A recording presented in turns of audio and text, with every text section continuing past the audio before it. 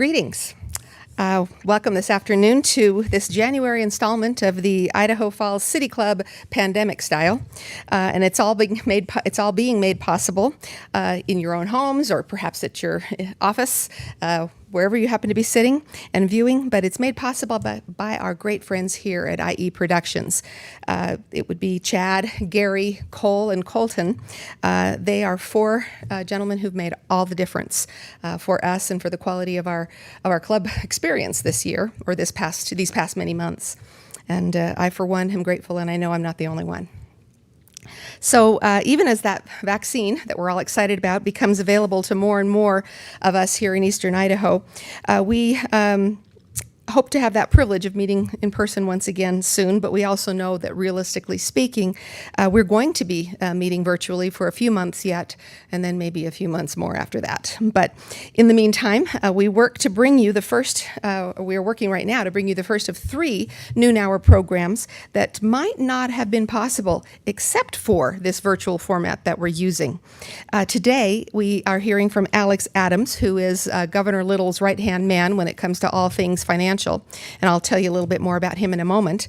But also on February 11th, we'll be privileged to hear from Idaho Falls Attorney General Lawrence Wasden. And on February 26th, I believe it is, the Director of Idaho Falls Health and Welfare, Dave Jeppesen, who will be with us to teach us a little bit about what he's been doing and how busy he's been with, the coronavirus and Idaho's response to it. And so we have some really good programs. And you'll notice that all 3 of those programs have something in common, and that is that all 3 of these gentlemen work with and serve in state government. Well, you might be aware, just maybe, that our legislature's in session. And you'll probably note that it's not always easy to break away when the legislature's in session. And so, it could take a full day to get to Idaho Falls and back. And so, normally leaving town really isn't an option for these public servants during session. And so for them to be able to join us now virtually means that it costs time-wise, it costs them nothing more than a lunch hour, plus all that prep time. But that's a real boon to us because it allows us to maybe have timely topics from newsmakers that we otherwise wouldn't have had. So I'm very grateful. As I will tell you that as a member of the board of directors for the City Club of Idaho Falls, it's my pleasure to work with my colleagues on the board and others to bring you dynamic and relevant and interesting people and bring them to Idaho Falls to share their wisdom and their insights and their talents. And I think sometimes we tend to live our lives with one eye, cocked for, will that make a good presentation? Will that be a good speaker for City Club?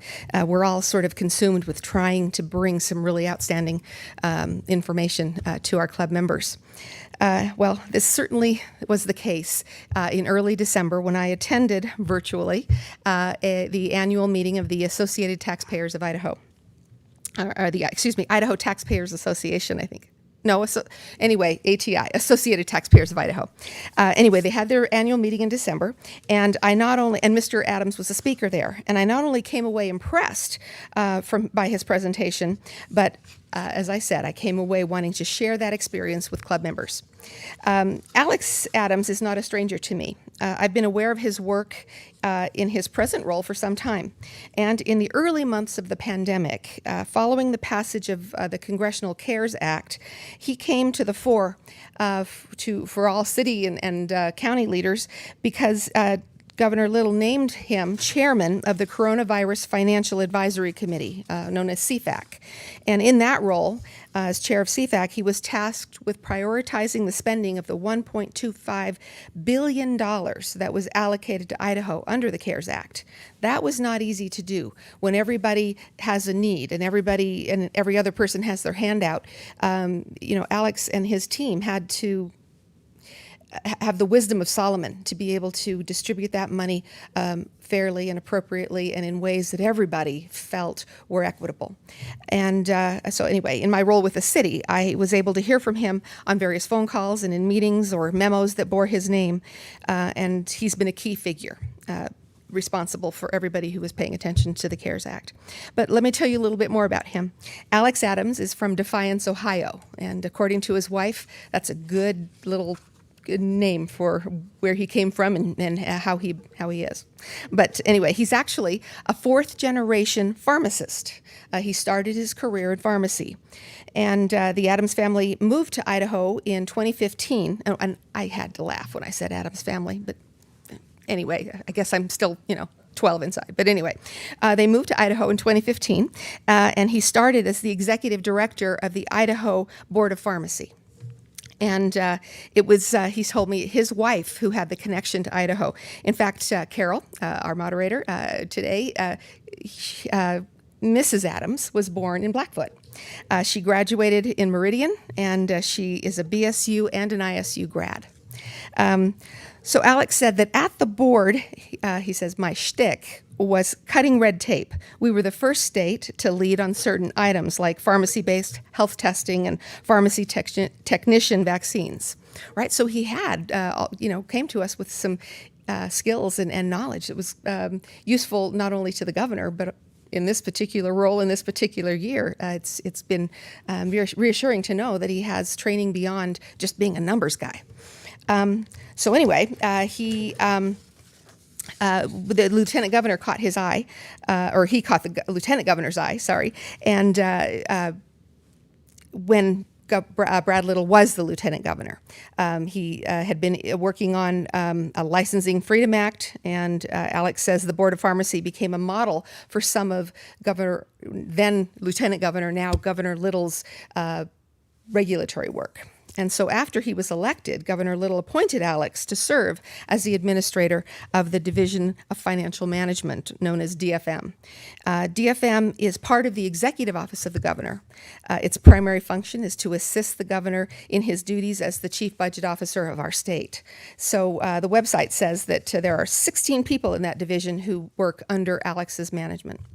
Alex holds a bachelor's degree and a doctorate degree from the University of Toledo. He received his master's degree in public health. Again, another reassuring credential that he has in this pandemic era that we're in. But his master's degree in public health is from Johns Hopkins University. And he and his wife have one daughter who turned 2 in November. So maybe that's one more reason why it's good he didn't have to travel, because there's nothing like having a little 2-year-old say, "Good morning, Daddy." So Alex, you're on. And after that, he will be followed by Carol Honus, another board member for City Club, and she'll be leading our Q&A. If you have questions, be sure to type them in.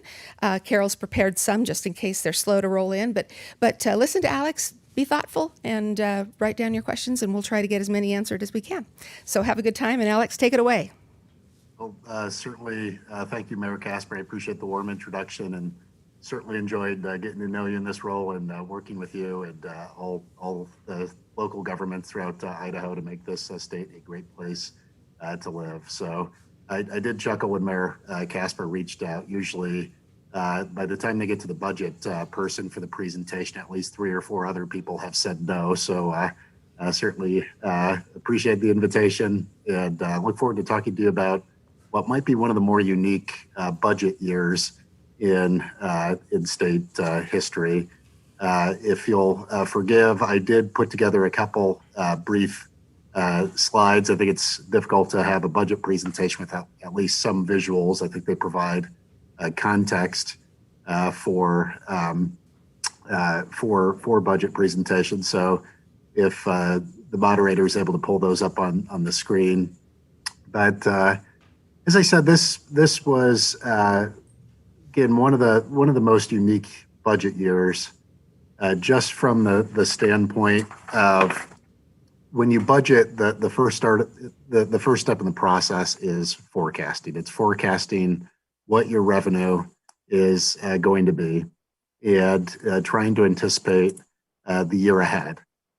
When anticipating the year ahead, it's often described like trying to drive forward using your rear view mirror.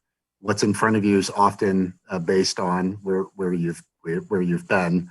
And when the pandemic hit, there was no reasonable way to forecast what our revenue situation would be. We haven't had a global pandemic of this scale since 1918. And as Mayor Casper said, I've got 16 people in my shop. None of them were around in 1918 to draw from. So Before I get to the content, Cole, it doesn't appear on my screen that you can see the slides. I don't know if that's what you were able to see, or Mayor Casper, what you were able to see on your end.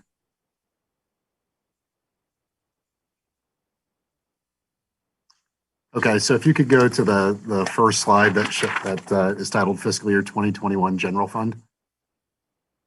Outstanding, thank you. So on that slide, what I wanted to do as my starting point for how we managed through COVID was show you what our general fund was expected to be for the current year we're in, fiscal year 2021. For those of you that don't follow state legislature, our fiscal year is July 1 through June 30th. So what we had expected when the legislature joined last March is that this would be our budget with an ending balance of just under $55 million. It was a structurally balanced budget. It was a budget that made record investments in teacher pay. We just doubled down on a build out of the career ladder so that we could pay our most senior and experienced teachers even more. And we were projecting an ending balance of $55 million, which is on par with what we've seen in recent years. You try to leave a cushion for some of that uncertainty, but it was a budget we were all very proud of. I know Eastern Idaho at that time was very well represented on JFAC. On the Senate side, the co-chairman of the committee was Steve Baer, who's from Blackfoot. And the vice chair on the House side was Wendy Horman from Idaho Falls. They've been tremendous to work with, and my hat's off to them for setting a sound, conservative, and structurally balanced budget. But if you look at the line that says total revenues, the entire budget was structured around a revenue forecast of $4.1 billion. So if you go to the next slide that says evolution of a revenue forecast during the pandemic, the black line shows you what we thought our revenue forecast would be every year through 2024. And you can see the line in fiscal year 2021, that's just above $4.1 billion. And you can see year over year growth. We're expecting continued growth. Idaho is a growing state, one of the fastest growing states. More businesses are coming here, more people are moving here. And you can see a pretty constant growth that's indicative of a robust economy. But for those of you that follow the state budget, you might know that our two largest sources of revenue are income tax and sales tax. Just under 90% of the state budget comes from income tax and sales tax. And both are pretty volatile. Both fluctuate with changing economic conditions. So when COVID hit and there were business shutdowns and unemployment spiked, that has the chance to have a real impact on both income tax as well as sales tax. And as income tax falls, disposable income also falls, and therefore sales falls. Idaho is also unique in that while online sales picked up during the pandemic, Idaho takes that online sales tax and puts it in a lockbox. It doesn't come into the general fund. It goes into a specific fund called the Tax Relief Fund that can be used for only tax relief. So as businesses and brick and mortar businesses closed probably throughout your city, more and more Idahoans went online for shopping, we weren't capturing that revenue. So that's just one of the quirks of our state budget. So it wasn't unreasonable to think that revenue would fall when so much of your revenue is based on income and sales, and there's disruptions to those. It's reasonable to expect that they would drop. So we use a national firm called IHS Markit as the starting point for our revenue forecast. We then tried to build in some of our experiences and Idahoize it, if you will. And our first forecast during the pandemic, if you go to the next slide, it should be a reddish line that shows what we thought it would be in April. After we input all of the decision points that we knew at that time, the red line shows what we thought our revenue forecast would be in April. And it in fiscal year 21 shows an immediate drop off of $300 million.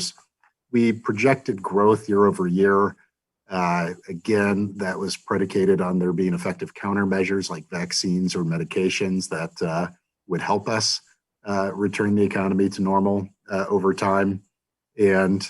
But you can see it wasn't until fiscal year 2023 that we were going to cross that $4.1 billion line that we'd built our entire budget around in 2021. So what that told us is we were preparing for a marathon, not a sprint, and that certainly changes your training regimen, which means it also changes the calculus in how you use or what levers you pull in trying to solve this burgeoning fiscal crisis. So I joke during this time, it reminds me of the old story, the optimist and the pessimist. When the pessimist sees this red line, he or she says, things are terrible. It can't get any worse. And the optimist says, oh, yes, it can. And if you'll go to the next slide, you'll see what our revenue forecast showed for May. And if you look at that, there should be a blue line that demonstrates it was even worse in May, or we expected our revenue forecast to be worse in May than April.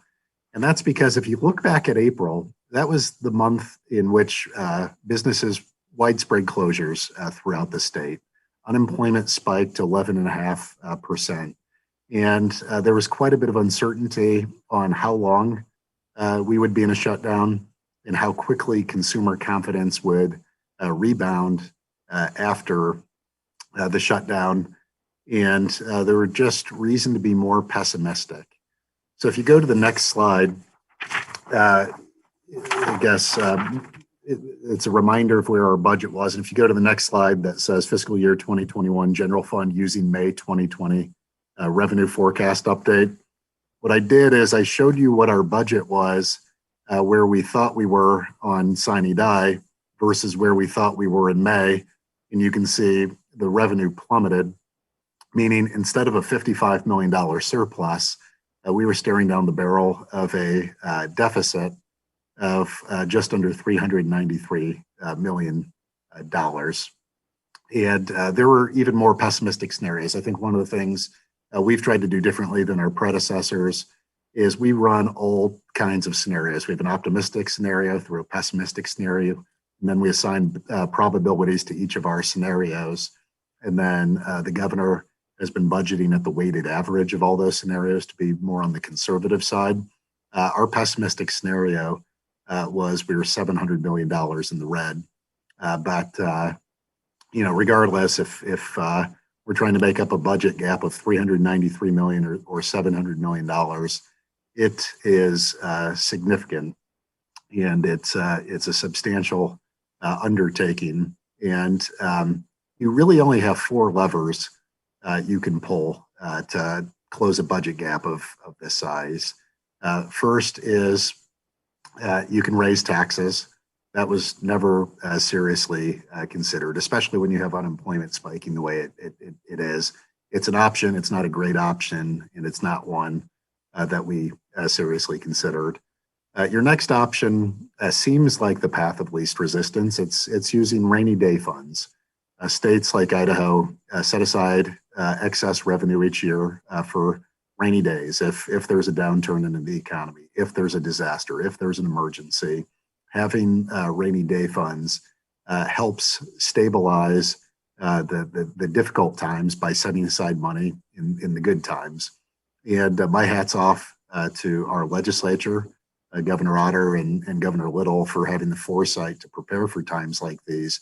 As a state, we have just under $600 million in the rainy day funds, which as a percentage of our general fund budget puts Idaho in the top 10 states nationally.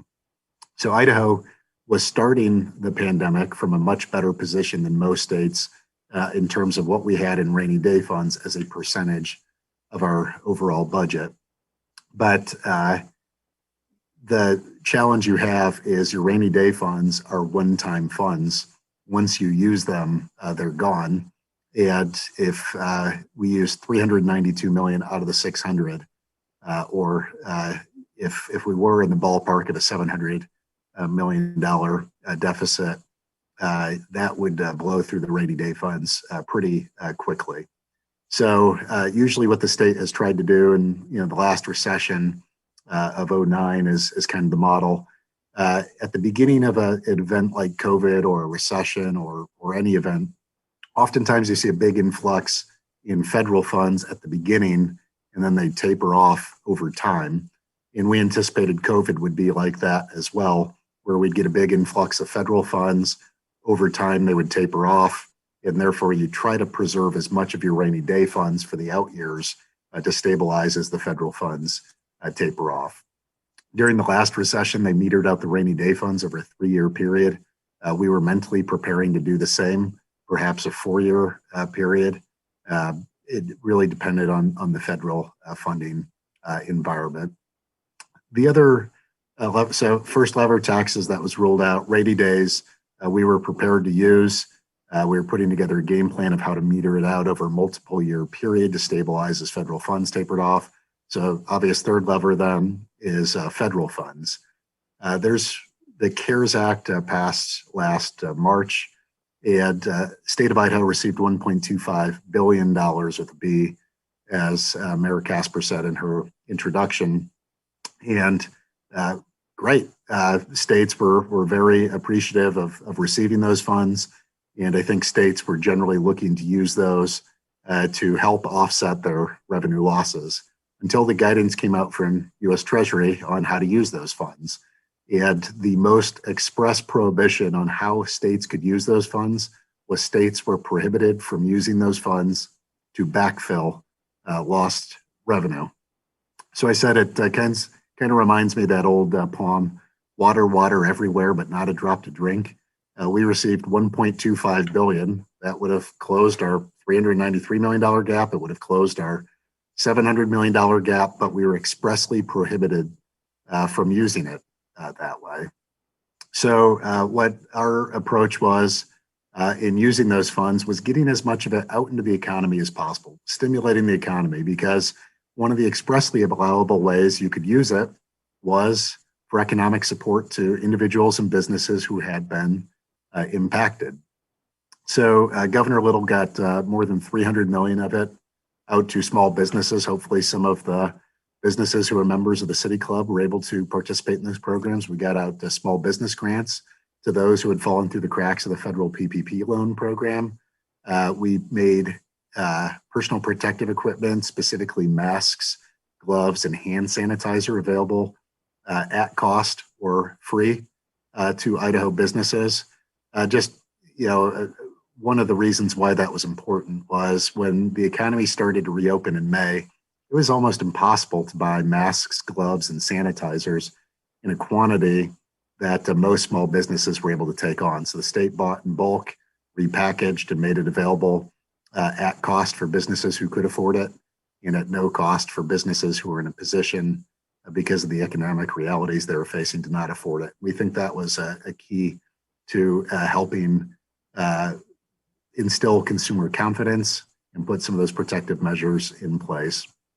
Governor also used it to get quite a bit out to local governments. It was important to him that local governments had the resources they needed to get through these times. Cities and counties we anticipated would have real costs, whether it be an outbreak in a jail, whether it be plexiglass needs for county clerk offices or city halls, whether it be technology so that city councils could continue to transact city business remotely, but transparently, and continue to facilitate public participation in those meetings. So we got quite a bit of the money out to local governments to help with their needs. We put quite a bit in the unemployment insurance trust, $200 million to be exact. What that did is that restored the solvency of our fund back to where we were prior to COVID. And hopefully some of your businesses saw that their unemployment taxes actually dropped 18% this year as a result. So just to compare and contrast versus the last recession, what happened after the last recession is we had drawn the unemployment insurance trust down to the brink, and we had to bond and tax our way out of that. And conversely, we were able to fully use those federal funds to restore the solvency of our unemployment insurance trust and cut the unemployment insurance tax rate for most Idaho businesses throughout the state in the process. We've also used quite a bit of those federal funds to stabilize school districts and ensure that they had the resources necessary to reopen, testing for school personnel, PPE for classrooms, technology to deliver education remotely. So again, one of the levers you can pull to stabilize budgets is federal funds to the extent they become available. We are specifically foreclosed from using them for revenue replacements. We tried to push as much out into the economy as possible. Just the last one I'd highlight on the federal funds is broadband grants. We got $50 million worth of broadband grants out there so that local governments could improve their infrastructure to help facilitate remote work, distance education, and telehealth in particular. Last lever you can pull after ruling out raising taxes, after coming up with our game plan for how we're going to use the rainy day funds, and after figuring out how we're going to use the federal funds within the constraints of federal law. Last lever you can pull is cutting state spending. And the governor asked for a holdback of 5 cents on the dollar of all state agencies. A 5% cut across all state agencies elicits $195 million in savings.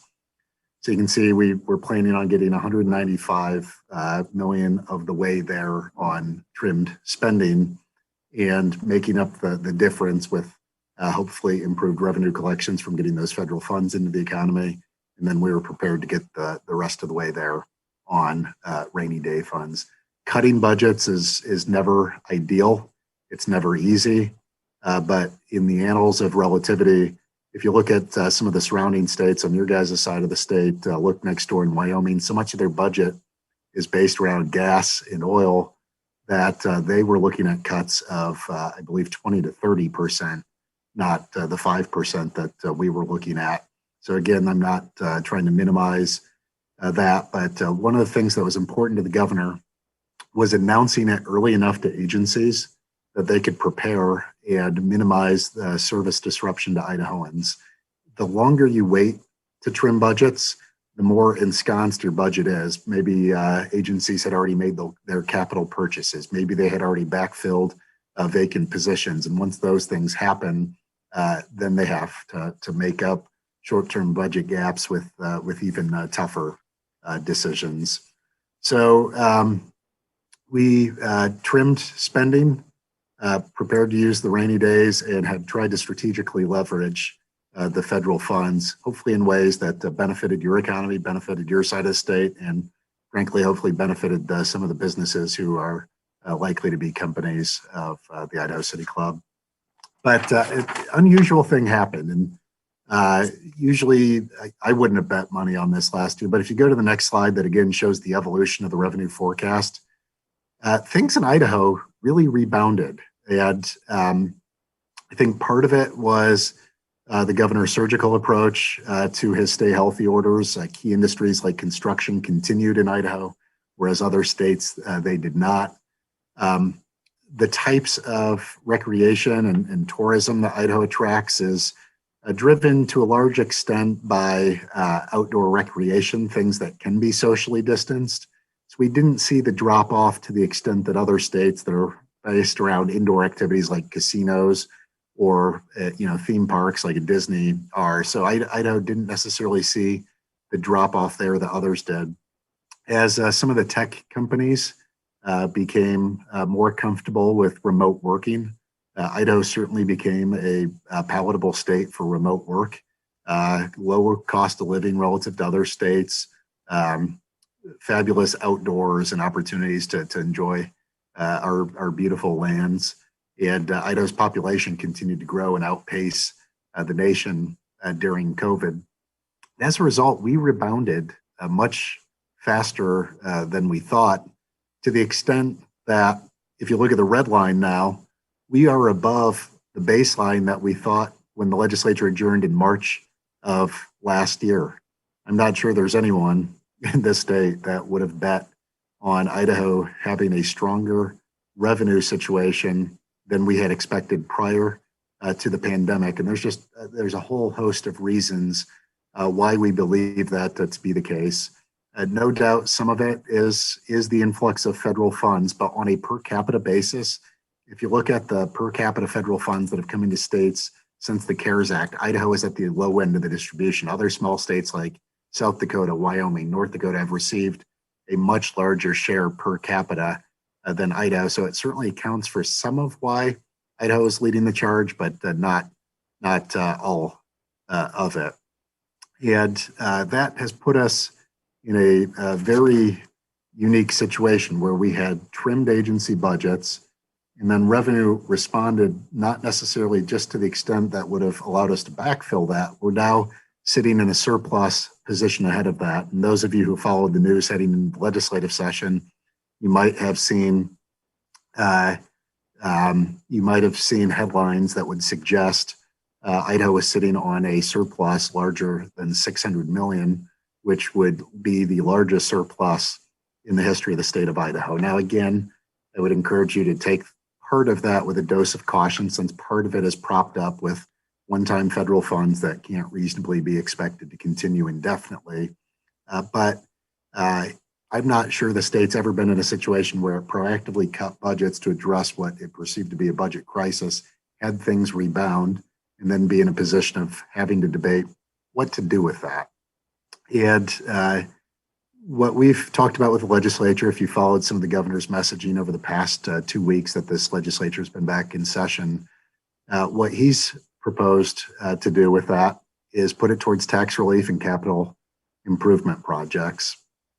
And part of the reason we didn't restore it this year to the agencies, we're restoring the budgets in full for fiscal year 22, so that the agencies are fully back to where they should have been. And then we layered on maintenance growth on top of it. Maintenance growth being inflationary adjustments, annualizations, health benefit adjustments, employee compensation changes. So in fiscal year 2022, we're fully restoring the agency budgets and building on top of it. In fact, the governor's budget recommendation would add 3.77% on top of that restoration. There's very few states that are going to be in that position. What the governor's approach for fiscal year 21, as I said, was taking all of those savings, which helped bolster our surplus, and reinvesting those in projects with long-term ROI to all Idaho citizens and putting money back into the pockets of Idaho taxpayers. So if you go to the final slide, I've got a slide that should be titled Top Line Summary. And this just speaks a little bit to the approach that Governor Little took to his budget. We can certainly talk about any topics related to the budget that folks have interest in, but in terms of what we consider our top line summary, those of you that know Governor Little know education is and always has been his top priority. Since he took office, he made record investments in starting teacher pay, bringing starting teachers up to a new minimum salary.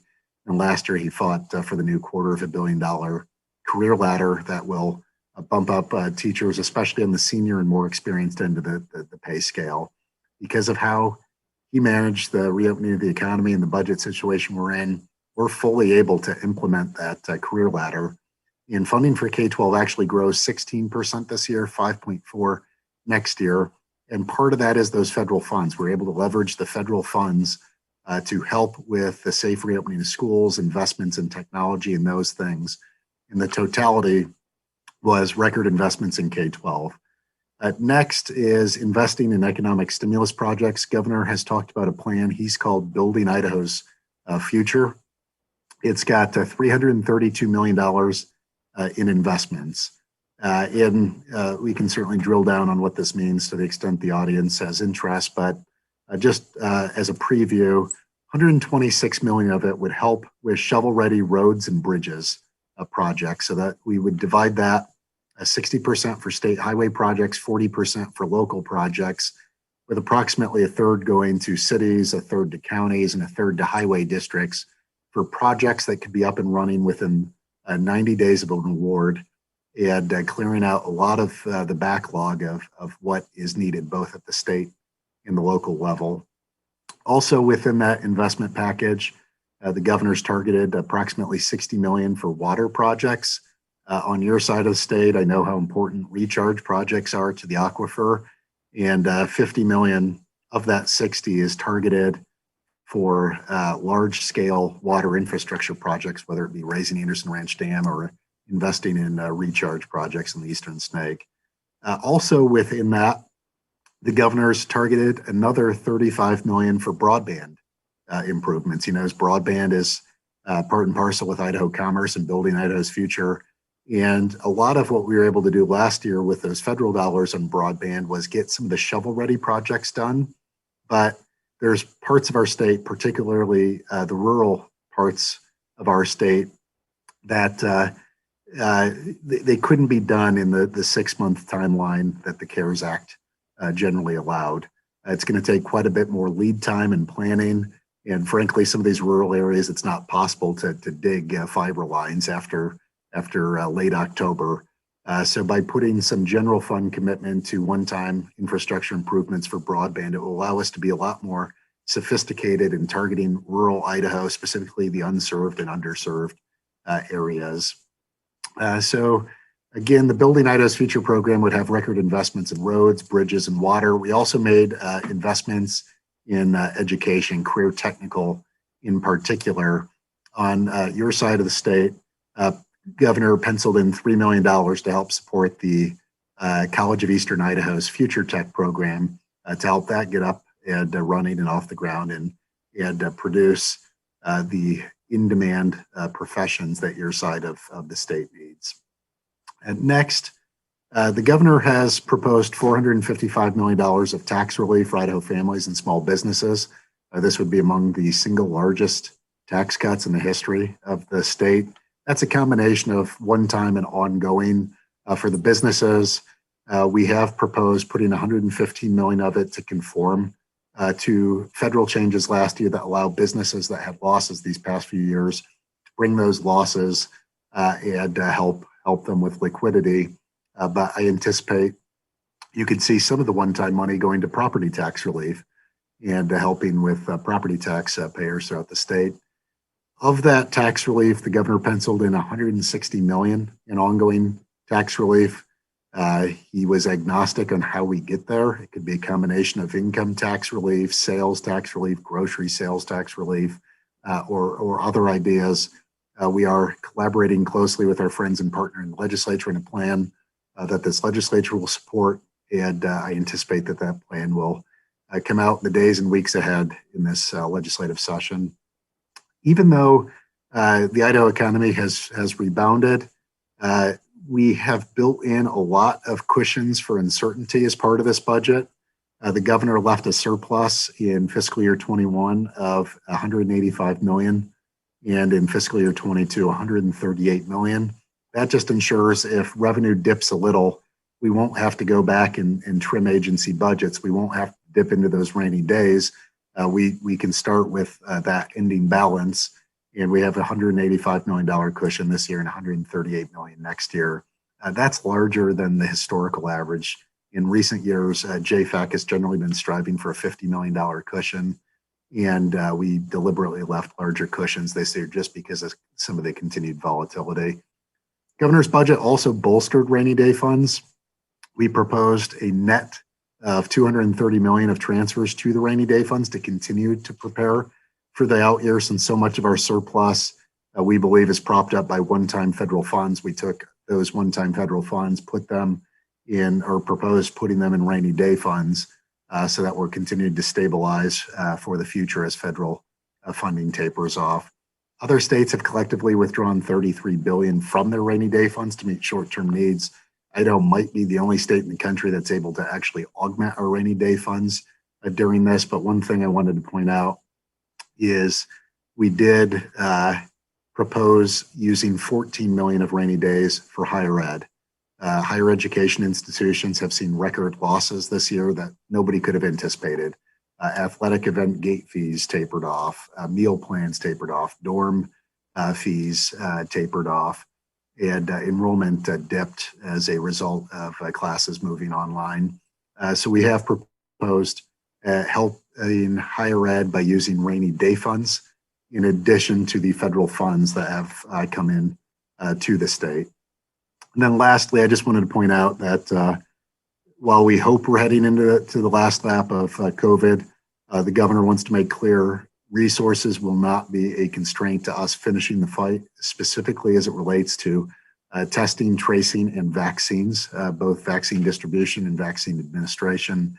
and his budget includes more than $250 million to help finish the fight against COVID, augmenting our public health preparedness and response. So with that, it's certainly been a roller coaster of a year of planned growth, planned deficit, having to take tough actions, things rebounding, and then us being in a position where we as a state, working closely with our partners in the legislature, get to decide how we make these investments. And this was Governor Little's plan of how to use the surplus, making investments in infrastructure projects, putting money back in the pockets of taxpayers, shoring up our public health infrastructure response while continuing to account for the revenue volatility. But certainly look forward to what thoughts or feedback you all might have and what questions you might have. So with that, turn it back to the moderator. All right. Thank you, sir. The $600 million surplus sounds like a huge number to me. In light of budgets statewide, is it just chump change or is it a really big deal? So it would, again, be one of the largest in the history of the state of Idaho. So I wouldn't characterize that as chump change by any stretch of the imagination. So given our total general fund revenue, that's approximately 15% of the general fund state budget. In round numbers, our general fund spending is around $4 billion. So that would be about 15% of our state budget, which is substantial. And that's why the governor's been able to turn that around with the other sources of revenue we have and make some record investments in infrastructure projects. You know, out of times of great difficulty often comes opportunity.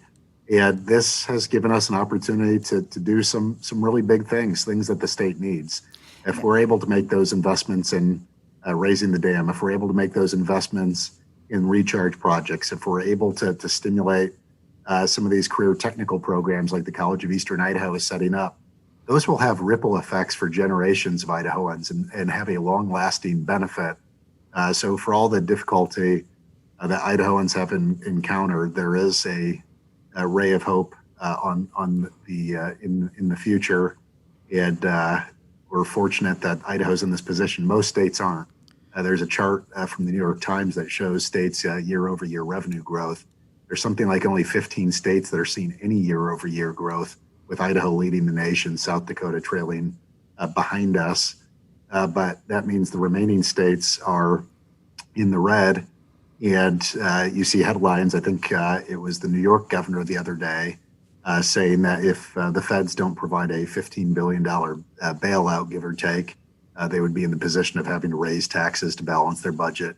Idaho's unique. Idaho's different. We're fortunate to be in this position. I compliment Governor Little every day when I see him for his leadership through difficult times.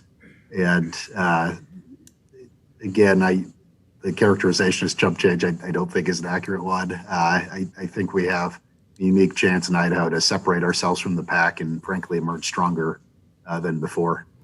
So let me ask you this. The Idaho Center for Fiscal Policy actually believes and just sent out a release that our bonus, our surplus, is actually only $277 million if you take into account the governor doesn't intend to pay back the full 5%.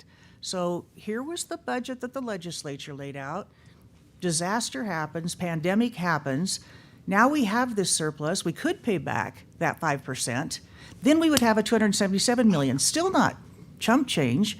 So why don't we take care of the original budget that the legislature passed? Yeah, it's a fair question. So when you talk about a surplus, there's two sides of the equation. There's what happens on the revenue side, and we talked at length about the rebound in revenue. And there's what happens on the spending side. So if spending comes down and revenue goes up, your surplus is being augmented on both sides. So we wrestled a lot with the question of, do you restore the budgets? Do you take the 5% that had been held back from agencies and put it back into their budgets? And that's the easy decision, but we didn't think it was the right decision. We didn't think it was the right decision for a couple reasons. First is COVID was unique in that expenses at many agencies went down substantially. For example, the state of Idaho pays state employee travel to out-of-state conferences, to in-state events, for inspections, things like that. We average about $25 million of spending on travel as a state a year, and this year it's less than $5 million. Because of COVID, most meetings and conferences have switched remote, and therefore expenses plummeted. At our peak, 67% of state employees were working from home. Well, a lot of the variable costs are from building operations, facility costs, electrical bills, printing. Well, when employees are working from home, those variable costs at many state agencies decreased. So expenses were generally down. Then the variable that was up was federal funds were up. We were able to use federal funds to cover the variable cost of most state agencies. So just offhand, when the legislature adjourned on sine die, the total K-12 budget was $2.7 billion. Under the governor's budget, after the 5% holdback, plus the influx of federal funds, the total K-12 budget was $3 billion. That's inclusive of the 5 cent on the dollar cut. So instead of $2.7 billion, they now have $3 billion after how we used federal funds. That was the case at most agencies. I've got a chart that shows agency by agency. Nearly every agency total budget, even after the holdback, is higher with federal funds than it was prior to the holdback. So when looking at that, it would have been easy to restore the 5%. I wouldn't have to answer that question every day, every interview I do. But it didn't necessarily appear to us to be the right decision, with expenses down, variable expenses being covered on federal funds, with the net being most agencies were still in a surplus position relative to where they were when the legislature adjourned.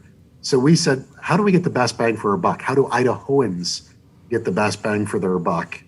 And reinvesting it in tax relief for Idahoans, reinvesting it in projects that can create jobs like construction projects, clearing out our backlogs for roads and maintenance, including the local projects that I'm sure Mayor Casper has a boatload of that she'd like to clear out in Idaho Falls. We thought we would get the most bang for our buck in doing those. The agency budget's fully restored in July 1 of 21. When we entered the fiscal year 22 budget, we built on top of that. And this year, most agencies were stabilized by federal funds that we saw very few service disruptions to Idahoans. And with perhaps the biggest challenge was the ability to meet the surging demand at the Department of Labor. But aside from that, very few widespread service delivery issues through some pretty difficult times. You know, there's some legislative suggestions from some of our lawmakers that we forbid Idaho from taking federal funds. Two things. Do you think that'd be a good idea? And do you think the new president is going to put out more federal funds? So, couple thoughts on that. I mean, Governor Little outlined his thoughts on the use of federal funds in an executive order, and I've heard him say federal funds is just a euphemism for taxpayer funds. It's not free money. They have to be managed judiciously and prudently on behalf of all taxpayers.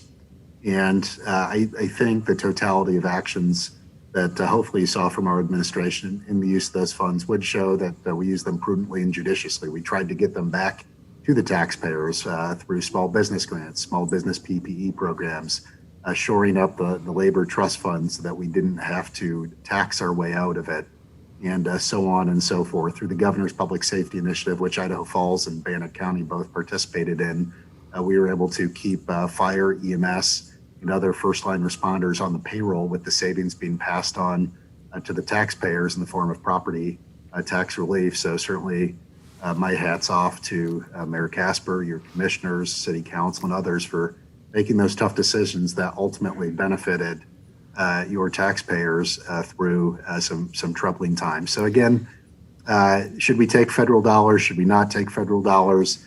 I think it's more, how do you use those, and how do you use those responsibly? The other thing I would say about how Governor Little used the federal dollars is he didn't want to create new programs that would create new obligations that get shifted to state general fund taxpayers in the out years. Through the federal funds, we didn't create any new positions for the state, no new personnel. And we feel pretty confident that how we use them won't create long-term obligations for the state of Idaho and impede our ability to balance the budget in the out years.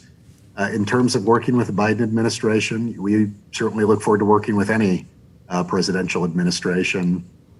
Certainly what we've seen in the early days and the communication that his office has had with the office of the governor would suggest that they're likely to take a run at another federal relief package for COVID. The specifics of that would be premature to speculate on, but I anticipate that you'll continue to see an influx of federal funds, at least in the short term. It seems like from some of the preliminary discussions, another round of stimulus checks to Idahoans, perhaps as high as $1,400 a person, could be on the horizon. Resources for vaccine distribution, rental assistance, things like that. I don't think it's out of the realm of possibility that you could see another tranche of funding under the new administration. I'll also point out, though, that former President Trump signed a bill on December 27th that provided another round of funding to Idaho that's currently working its way through the legislature. Since the legislature is in session, Idaho got $164 million for emergency rental assistance to help those who are in arrears in rent as a result of COVID, or who have utility cost arrears as a result of the pandemic. So that's before the legislature. We received $58 million for child care block grants. That's before the legislature. That would help out the child care providers throughout the state. There's quite a few things that are working its way through the system that should get money out to Idahoans when the legislative process runs its proper course. What's your opinion on the suggestion the Appropriations Committee should be helping you guys decide these budgets and where the money goes? I spent my whole morning with the Appropriations Committee. The process is currently working itself out, and we have very much enjoyed our engagement with the Appropriations Committee and look forward to working with them on the components of building Idaho's future in tax relief and getting those across the goal line. If inherent in your question was last year, after the legislature adjourned, the extent to which the legislature was involved, one of the things that was really important to Governor Little was having legislative involvement as part of the decision-making process. So often what we would do, the governor put together a committee of folks to help make recommendations to him on how to use those federal funds. We involved the co-chairs of the Legislative Appropriations Committee and a member of the minority party who served on the Appropriations Committee to help make recommendations to the governor. He also had us vet individual proposals with germane committee chairmen. So, for example, one of the highest cost parts of COVID within state agencies was within our correctional system. They had to set up new units, COVID units. They had to pay hazard pay for correctional officers who are walking into difficult situations.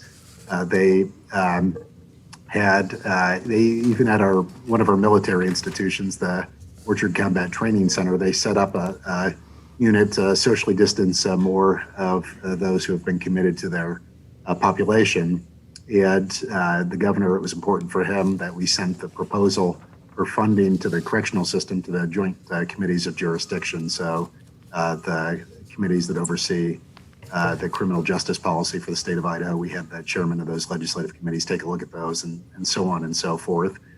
So we attempted to involve the legislature in those decisions. One of the challenges we had, though, was the speed with which we had to act.